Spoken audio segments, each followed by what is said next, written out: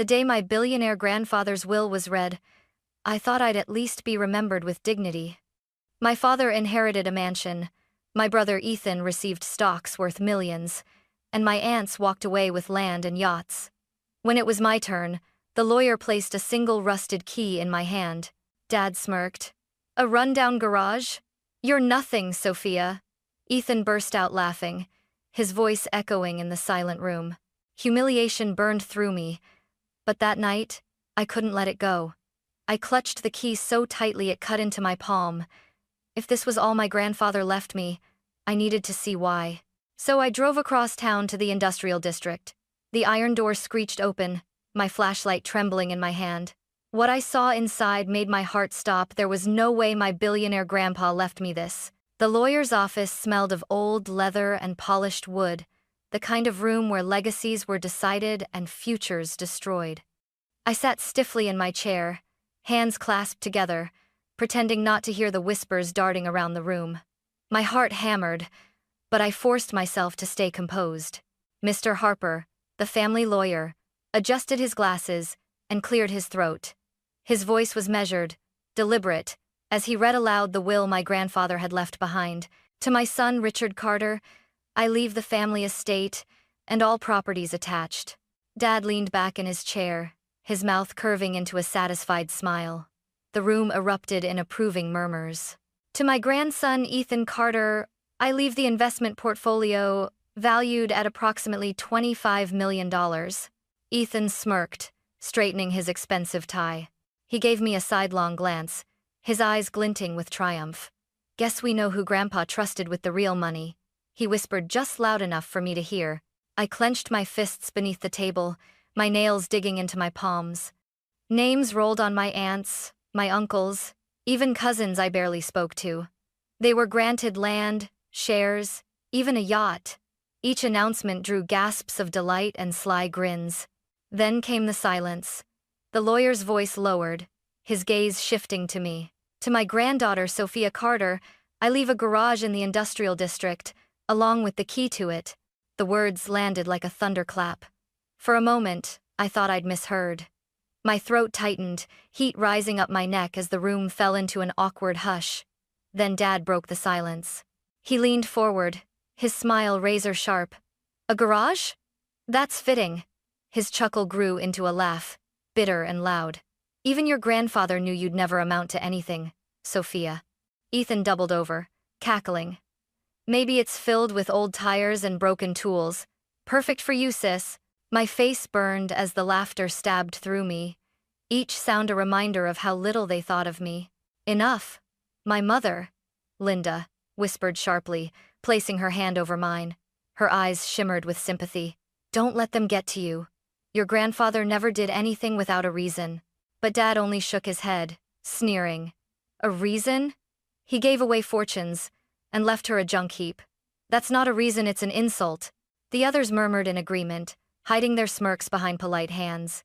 I wanted to scream, to slam my fists on the table and demand an explanation. But the key sat in my hand, heavy and rusted, flaking red dust into my palm. The humiliation was suffocating. As the meeting adjourned, Ethan slapped me on the back. "Don't worry, Sophia.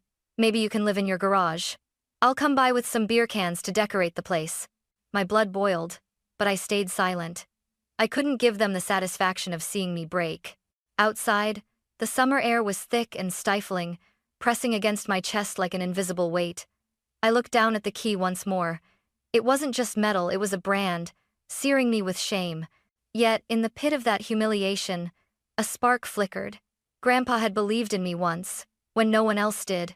Maybe, just maybe, there was more to this garage than what my father and brother thought. I whispered under my breath, so quiet even I barely heard it. "I'll find out, Grandpa. I'll prove them wrong." The next morning, I woke in my cramped apartment to the sound of my alarm buzzing at 6 a.m. The ceiling above me was cracked, a spiderweb of lines that hadn't been painted in years. I rolled out of bed and brushed past the clutter of secondhand furniture, the kind people donate because they're too embarrassed to sell. This was my reality. While Ethan drove his gleaming sports car to a corner office at his prestigious law firm, I boarded the stifling bus to downtown Chicago. My job as a junior secretary at an insurance company paid just enough to cover rent and instant noodles. Every day I sat at a small desk surrounded by gray partitions, filing endless paperwork and answering phones for bosses who barely remembered my name. At lunch, I ate alone in the break room while my coworkers exchanged inside jokes and flashy weekend plans. They wore designer handbags. I clutched a chipped coffee mug. Whenever Ethan's name came up in family conversations, his promotions, his high-rise apartment, his glamorous girlfriend, my parents' eyes glowed with pride. When it came to me, Dad only sighed, shaking his head like I was some permanent disappointment. I told myself it didn't matter, but every look, every whisper chipped away at me. That evening, as I walked home through the fading city lights, I caught my reflection in a store window. Tired eyes, hair tied back in a messy bun, shoulders slumped under the weight of exhaustion. I barely recognized myself. Back at the apartment, my two roommates laughed on the couch, binging sitcom reruns. I slipped into my tiny room and shut the door, sinking onto the bed. From my nightstand, I picked up the rusted key Grandpa had left me. The metal was cold, jagged against my skin. I remembered the nights we used to sit together on the porch of his farmhouse, the cicadas humming in the summer dark. He'd lean back in his chair, his deep voice weaving stories of his youth. "Life's an adventure, Sophia," he'd tell me. "Don't fear failure. Fear never taking the first step." At the time, I'd smiled politely, never believing those words were meant for me. But now, holding that key, I felt his voice echoing in my chest. Ethan's laughter still rang in my ears. Dad's cruel smirk still burned in my memory. They thought I was nothing. Maybe they were right. My life so far proved them correct. No wealth, no prestige, no place at the family table. But what if Grandpa was giving me a chance? What if this key wasn't just a cruel joke, but something else? I clenched it tighter, my pulse quickening. Tomorrow I'd work another meaningless day at the office, smile at clients, and go home to my peeling apartment walls. But tonight I could choose something different. I stared at the key, under the lamplight. Rust clung to my fingers, staining my skin. Yet beneath the corrosion was metal, solid and unyielding. Maybe, just maybe, that was Grandpa's message. I whispered into the empty room. "You believed in me, didn't you? Even when no one else did." The hum of the city outside filled the silence. My chest tightened with a mix of fear and determination. For the first time in years, I felt the faint stirrings of a purpose I couldn't explain. The night air was heavy when I stepped off the bus, the city's glow fading behind me as I entered the West Side Industrial District. Streetlights flickered weakly, casting broken shadows across rows of abandoned warehouses. The farther I walked, the quieter it became. No traffic, no laughter, just the lonely whistle of wind through rusted metal. The key weighed in my pocket like a curse. Dad's words echoed, "You're nothing, Sophia." Ethan's laughter played on repeat, cruel and sharp. I clenched my fists, my pulse pounding. I could have gone home, crawled into bed, and pretended the garage didn't exist. But humiliation gnawed at me, and a strange defiance rose in my chest. If this was my inheritance, I would face it head-on. Even if it was just rats and dust, I'd prove to myself and to them that I wasn't afraid. I found the building after nearly an hour of walking. It stood squat and forgotten, its concrete walls cracked, streaked with grime. A faded sign above the heavy iron door bore one word: Carter, my surname. I froze, my breath catching in my throat. Grandpa had left this to me, and me alone. The street around me was deserted, the silence broken only by the clink of my shoes against the pavement. My heart thudded like a drum as I pulled the key from my pocket. Rust flaked off in my palm, staining my skin red-brown. I whispered, as if speaking to him, "Why, Grandpa? Why this place?" The key slid into the lock with surprising ease. For a moment, I hesitated, my hand trembling on the cold metal. My mind screamed, "Turn back! Walk away! Forget this garage!" But another voice, the echo of Grandpa's, pushed me forward. "Don't fear failure, Sophia. Fear never taking the first step." I twisted hard. The lock gave way with a dry, metallic clunk. The hinges groaned as I pushed the door, the sound echoing through the empty street like a warning. A gust of stale air hit my face, thick with dust, oil, and time. I switched on my phone's flashlight, its beam weak against the suffocating dark. My stomach tightened as the light swept over rotting crates and rusted tools scattered across a cracked floor. Cobwebs dangled like curtains, swaying in the draft. "So this is it," I muttered bitterly, my voice trembling. My grand inheritance, a graveyard for scrap metal. Yet something pulled me deeper. I stepped inside, each footfall stirring clouds of dust. The silence pressed down on me, heavy and watchful, as though the shadows themselves were holding their breath. Then my light caught something at the far wall, a smaller metal door, bolted shut, half hidden behind a stack of crates. My pulse spiked. Unlike the rest of the garage, it looked deliberate. Important.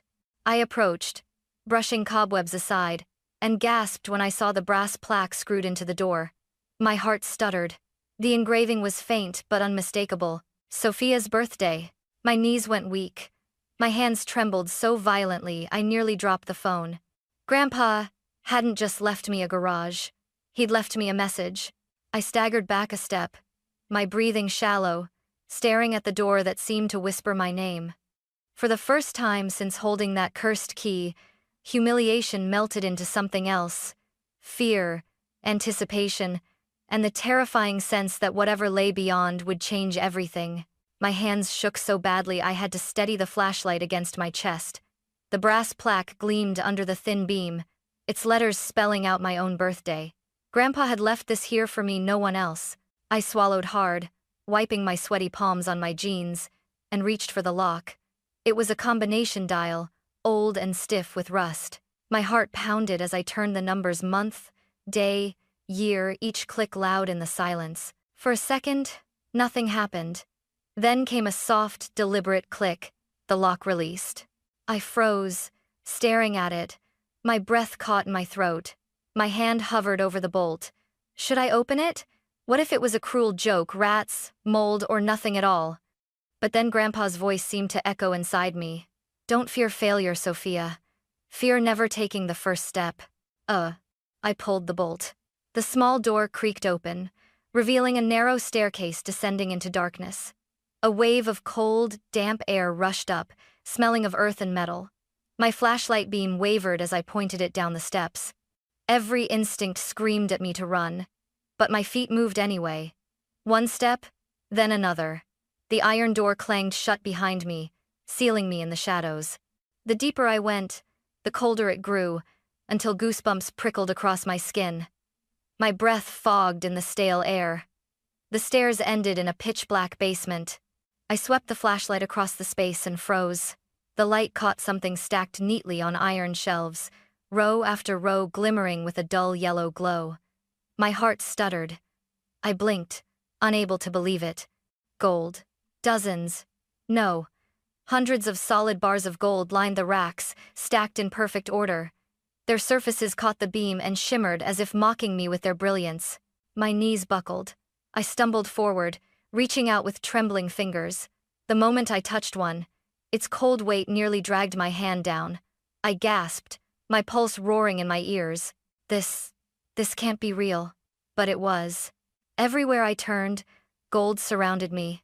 Not dusty junk, not a forgotten garage. A hidden vault worth more than anything I'd ever dreamed of. I staggered to the center of the basement where a small iron table stood. On it lay a single envelope, sealed with red wax. My name was scrawled across the front in Grandpa's shaky handwriting. For Sophia. My throat closed. Tears stung my eyes as I snatched it up, my fingers trembling so hard I nearly dropped it. I broke the seal and unfolded the letter inside. Dear Sophia, if you are reading this, you have found the vault. What you see is not a gift to keep for yourself. It is a challenge. This gold belongs to those who need it more than you. Your task is to deliver it to the 5 addresses listed on the racks. Everything you need is prepared. I am sorry for placing this burden on you, but I believe you are the only one who can fulfill it. Be strong, Sophia. I have always believed in you. Grandpa. The letter slipped from my fingers, fluttering to the floor. Not mine. Not a reward. A burden. I sank onto the cold concrete, clutching my head. My whole body shook. For years I'd been mocked as worthless, left behind by my family. Now, I had in front of me the power to silence them all, to live the life I'd only dreamed of. Mansions, respect, freedom, everything I'd ever wanted shimmered on those shelves, and Grandpa was asking me to give it all away.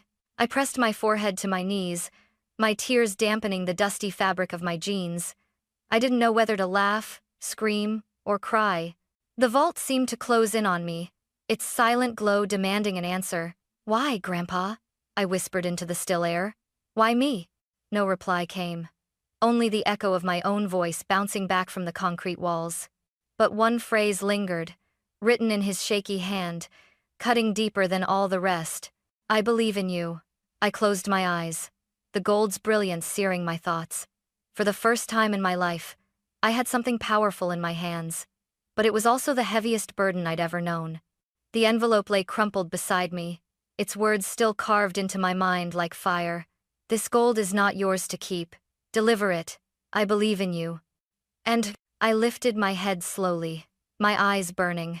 The gold bars gleamed from their shelves, rows upon rows, each one shimmering like a promise. My breath came in shallow bursts. "Not mine?" I whispered bitterly. "Then whose is it, Grandpa? Why would you leave me this, only to tell me I can't keep it?" I pushed myself to my feet, my knees shaking. My flashlight beam swept over the stacks again, making the vault blaze with light. I stumbled forward and picked up a bar with both hands. It was heavier than I expected, its cold surface biting into my palms. I held it up to my face, my heart racing. "One bar," I muttered, my voice trembling. "Just one. Who would ever know?" Images crashed into my mind, me striding into a dealership, tossing down cash for a gleaming red sports car. Me walking into Ethan's law office, designer heels clicking against marble floors, watching his arrogant smirk fall away. Me handing Dad the title deed to a mansion bigger than his, forcing him to choke on his contempt. I squeezed the bar tighter, my nails scraping against the metal. My chest rose and fell rapidly. For the first time in my life, I could be more than nothing. But then, unbidden, another image came. Grandpa's eyes, warm and steady, the way they had looked at me when I was a little girl. His voice echoed in my ears, cutting through the fever of temptation. "Wealth isn't what you keep for yourself, Sophia, but what you're willing to give away." I dropped the bar, the clang echoing through the vault. My hands shook violently. "Why, Grandpa?" I shouted into the emptiness, my voice cracking. "Why me? Do you know what it's like to be laughed at every day, to be treated like garbage by your own family? You had everything, and you leave me this choice?" Tears blurred my vision. I grabbed another bar, hugging it to my chest like a lifeline. Its weight was crushing, yet intoxicating. I could run. Right now. I could find a buyer on the black market, turn just one bar into millions. I wouldn't have to live in that suffocating apartment anymore. No more instant noodles, no more secondhand clothes, no more sitting alone while everyone else celebrated success. "Maybe he was wrong about me," I whispered, my voice trembling. "Maybe I'm not strong enough. Maybe I don't care about being noble or selfless." The vault was silent, but the memory of his handwriting pierced through me. "Be strong, Sophia. I believe in you." I pressed my back against the cold wall, sliding down until I sat on the floor again, clutching the bar. My mind spun in circles, tugged violently between desire and duty. Every time I imagined holding on to the gold, I felt a wave of relief, a vision of freedom. But every time I thought of Grandpa's voice, guilt seared me like a blade. I buried my face in my hands, my tears soaking my palms. "I don't know what to do," I whispered, broken. Minutes passed, maybe hours. The air was freezing, the weight of the vault pressing down on me until I could hardly breathe.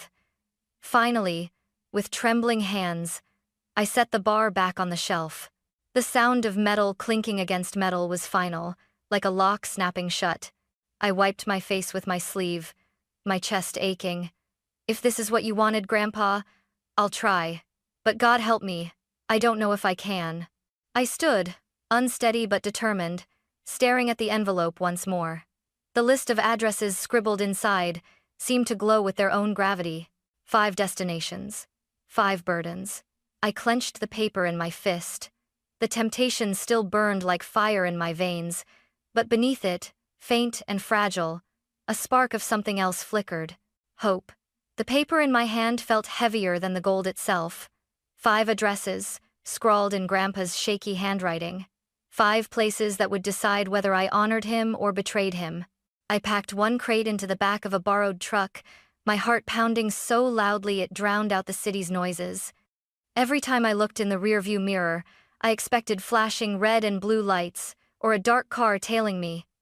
The thought of being stopped by police chilled me. What could I say? Yes, officer, I'm just transporting millions in unmarked gold bars. The first address led me north, into the Adirondack Mountains.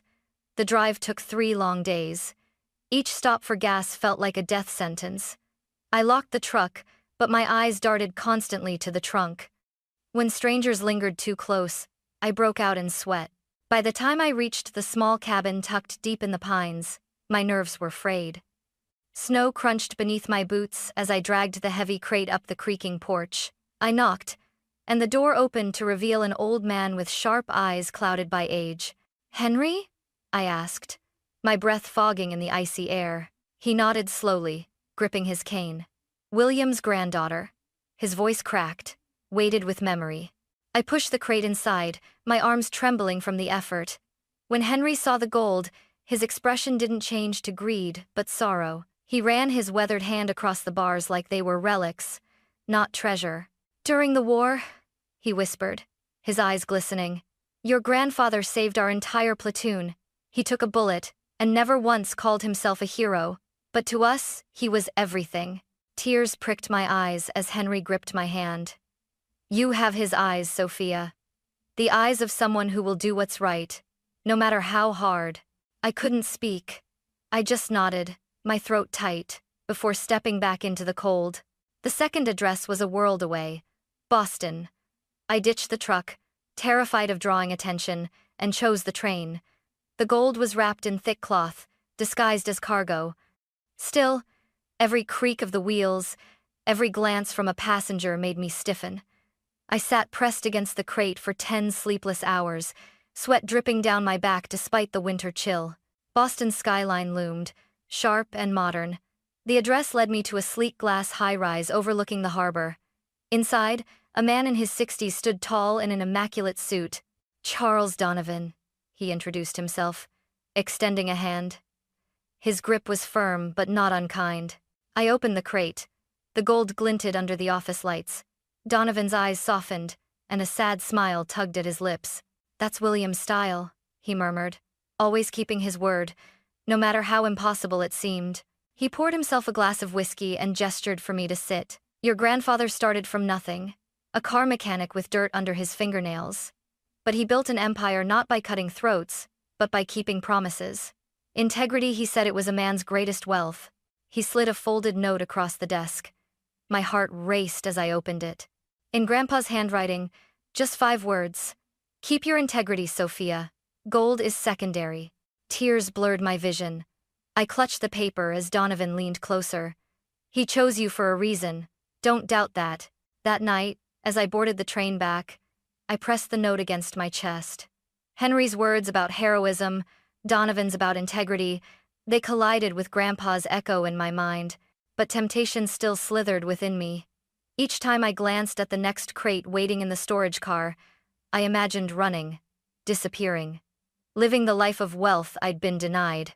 Yet every time I thought of that, Henry's voice pierced me. "You have his eyes, Donovan's. Gold is secondary, and Grandpa's, steady and unyielding. I believe in you." I closed my eyes, exhaustion pulling me under as the train rumbled into the night. Ahead of me still lay 3 addresses, 3 burdens heavier than any gold bar. And I wondered, would I be strong enough to carry them all? The desert sun was merciless as I drove toward Tucson, Arizona. The truck rattled along the empty highway, its engine groaning under the weight of the last few crates. Sweat soaked through my shirt, stinging my skin. My hands clutched the steering wheel so tightly that my knuckles blanched white. Each mile dragged like a punishment. I hadn't slept properly in days, my mind haunted by temptation, my body aching from lifting crates heavier than I ever imagined. I was exhausted, but I couldn't stop. Grandpa's list burned in my pocket like a brand. The nursing home sat on the city's edge, a squat building surrounded by a garden of wildflowers. I dragged the crate inside, nearly collapsing from the effort. A nurse with silver-streaked hair greeted me with wide, startled eyes as she saw the gleaming bars. "William," she whispered, her voice trembling. "He never forgot us." Her name was Susan, the director of the home. She led me to a common room where elderly residents sat in worn armchairs, some gazing out the windows, others playing chess with shaking hands. When Susan mentioned my grandfather's name, the room fell silent. An old man grasped my hand, tears streaming down his weathered face. He gave us blankets in winter, meals when we had nothing. He never once visited, but we always prayed for him. I bit my lips so hard I tasted blood, my chest tightening until it hurt to breathe. Tears blurred my vision as I placed the gold in Susan's hands. "It was his wish," I whispered, my voice breaking. That night, I stayed for dinner with the residents. A simple meal of mashed potatoes and stew, yet it tasted richer than anything I'd eaten in years. Laughter filled the room, stories of my grandfather spilling from every corner. Pride swelled inside me, but so did pain. How could I measure up to a man like him? The next morning, I left for Chicago, the final address. My body screamed for rest, but adrenaline kept me going.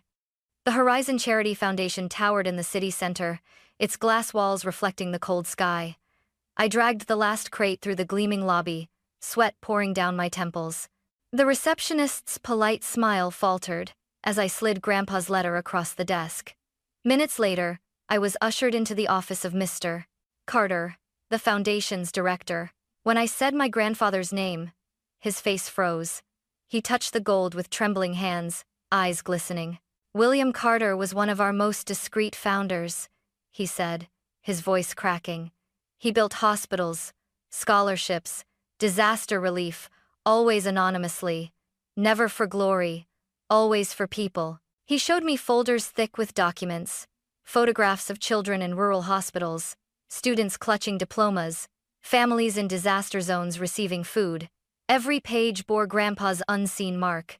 "You've brought the final piece," Carter said softly. "Not just gold, Sophia, but your grandfather's legacy." My knees wobbled. My throat closed. I set the crate down, but my hands wouldn't stop trembling. I left the building into a drizzle of cold rain. Chicago's streets blurred before me, neon lights bleeding in the wet pavement. I stumbled to the truck, collapsed into the driver's seat, and let the sobs break free. It was done. All the gold was gone, every last bar, and yet I felt hollow. I drove aimlessly until I found myself back in the industrial district, before the rusted door of the garage. The rain hammered down, soaking me to the bone. I pushed the door open and descended into the empty basement. The shelves that once gleamed with fortune now stood barren, shadows stretching like skeletal fingers. I sank to the floor, hugging my knees, rocking like a child. My voice cracked as I whispered into the void. "I did it, Grandpa. I gave it all away, and now I'm left with nothing." The silence was unbearable. My sobs echoed against the concrete walls. For years I'd been mocked, belittled, cast aside, and for a fleeting moment, I had held the power to change it all. But now the gold was gone, the dreams dissolved, and I was the same, Sophia Carter, tired, broke, invisible. Lightning cracked outside, illuminating the basement in a ghostly glow. I pressed my forehead to the cold floor, my tears mixing with the dust. "I wasn't strong enough," I choked. "I just obeyed. And for what? I still have nothing."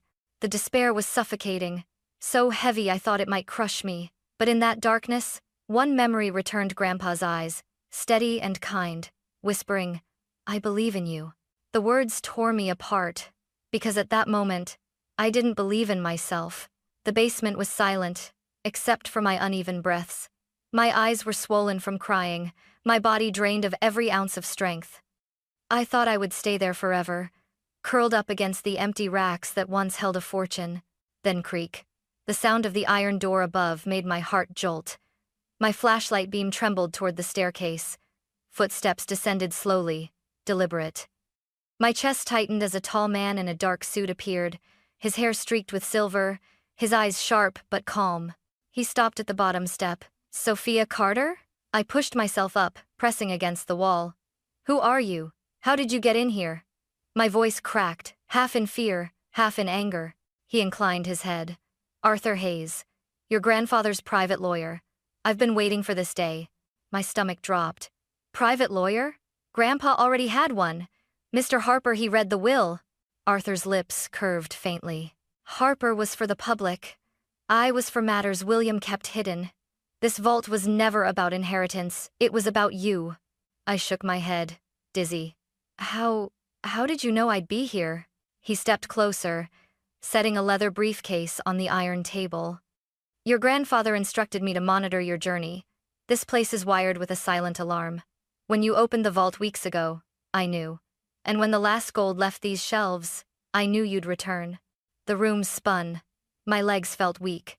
"So this was all planned?" Arthur nodded, unlocking the briefcase. Inside lay a thick envelope sealed with red wax. He pushed it toward me. "For you, when the task is complete." My hands trembled as I broke the seal. Grandpa's handwriting filled the first page. "Dear Sophia, if you are reading this, then you did what I hoped you chose. Integrity over greed, compassion over pride. The gold was never meant to be yours. It was meant to test your strength, to prove whether you could carry not just wealth, but responsibility. You did not fail me. You have fulfilled my last wish. And now, you are ready." I gasped as Arthur placed several documents on the table. Bank accounts, real estate deeds, stock certificates, all under my name. Arthur's voice was steady. "Your grandfather established a trust years ago, valued at $10 million. It's yours now." The words struck me like thunder. My knees buckled, and I dropped into the nearest chair, clutching the papers. $10 million? Tears streamed down my face. My voice shook. Why? Why didn't he just give me this from the start? Arthur's eyes softened. "Because William wanted you to understand that money alone means nothing. You had to prove to yourself that you were worthy of it. And you did." I covered my face with my hands, sobs racking my body. For weeks, I had lived on the edge of despair, torn apart by temptation and exhaustion. And now, at the end of it all, I realized Grandpa had been guiding me every step of the way. I whispered into the silence, "You believed in me, Grandpa. And now, I finally believe in myself." Arthur closed the briefcase. "This trust isn't just money, Sophia. It's a legacy. Use it as he would have, quietly, selflessly, with courage." I nodded through tears, gripping the documents like a lifeline. When Arthur left, I remained in the basement a while longer. The shelves were empty, but I no longer felt hollow. The darkness no longer seemed oppressive. It felt like a cocoon I was breaking free from. Finally, I rose, walking up the staircase. The rain outside had stopped, and the city lights shimmered against the wet pavement. I stood at the threshold of the garage, breathing in the cool night air. For the first time, I didn't feel like nothing. I was Sophia Carter, heir not only to my grandfather's fortune, but to his faith, his integrity, and his legacy. And I swore, as I stepped into the moonlit street, that I would live every day worthy of it.